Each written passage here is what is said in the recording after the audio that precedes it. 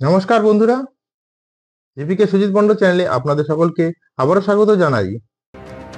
যে রায়ের দিকে নজর ছিল আজ গোটা দেশের, আজকের বড় খবর সেই আরজি করে নারকীয় ঘটনার ইতিমধ্যে সাজা ঘোষণা হয়েছে। সিভিক ভলেন্টিয়ারের আমৃত্যু কারাদণ্ডের ঘোষণা করা হয়েছে। আর এই ঘটনা বিরলের মধ্যে বিরলতম অপরাধ নয় মনে করছেন বিচারক। আজ আমরা দেখেছি যে সিবিআই এর আইনজীবী তরফে বারবার সমন করা হয়েছে যে এই ঘটনা বিরলের মধ্যে বিরলতম ঘটনা হিসেবে গণ্য করা হোক, কারণ একজন চিকিৎসক তার কর্মস্থলে টাকার জন্য নয়, মানুষের সেবার জন্য কাজ করেছেন। সেখানে তাকে এভাবে নৃশংসভাবে অত্যাচার করা হয়েছে, সেই ঘটনাকে বিরল ঘটনা হিসাবে গণ্য করা হোক। কিন্তু বিচারক মনে করেছেন এই ঘটনা বিরলের মধ্যে বিরলতম ঘটনা নয়। এই নিয়ে প্রশ্ন তুলেছে নিহত নির্যাতিতার পরিবার। তারা বলেছেন, যদি এই ঘটনা বিরলের মধ্যে বিরলতম ঘটনা না হয় তবে কোনটা? চিকিৎসক মহল ক্ষোভে ফেটে পড়েছেন। তারা বলেছেন তাদের প্রতিবাদ আন্দোলন চলবেই, কারণ শুধুমাত্র এই একা সঞ্জয় রায় দোষী নয়, আরো অনেকে জড়িত রয়েছে।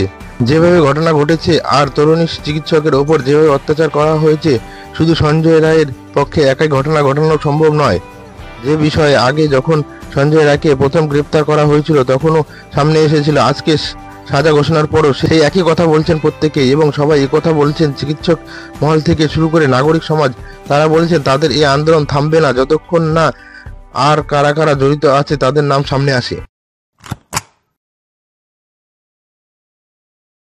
আমরা চেয়েছিলাম প্রকৃত দোষীরা ধরা পড়ুক, তারপরে সব অপরাধীর সাজা।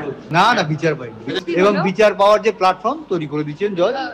এই যে আজকে জাজ বললেন যে এটা রেয়ার কেস, আমি মনে করছি না, কিন্তু আমি মনে করছি এটা রেয়ার কেস। কারণ আমার মেয়ে একটা হসপিটালে, সরকারি হসপিটালে কর্মরত অবস্থায় ছিল।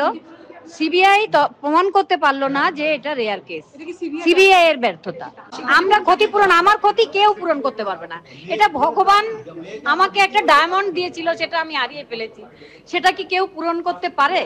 সমাজ আমাকে চোখে আঙুল দিয়ে দেখিয়ে দিয়েছে শুধু সন্তানের মেধা থাকলে হবে না, বাবা মাকে প্রভাবশালীও হতে হবে।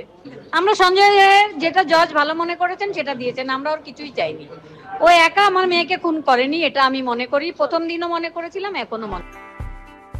গত শনিবারে সঞ্জয় রায়কে দোষী সাব্যস্ত করেছিল শিয়ালদা আদালত, এবং তারপর আজকে গোটা দেশের নজর ছিল যে কি সাজা শোনায় আদালত।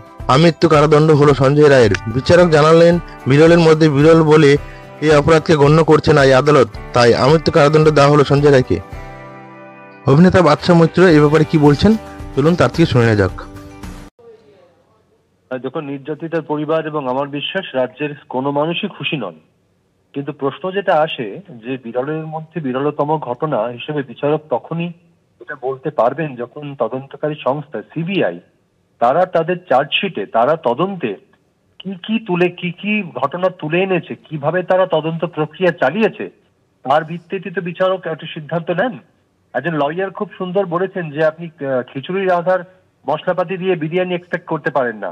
আবার প্রশ্ন সিবিআই এর কাছে, তারা তদন্তটা কি করেছে এবং তাদের তদন্তে যে এতগুলো কেন, ওনার মেয়েটির বাবা মা যে 1, 2, 3, 4 করে প্রশ্নগুলো করেছিলেন, একটা প্রশ্নের উত্তর সিবিআই আজ অব্দি দিতে পারেনি।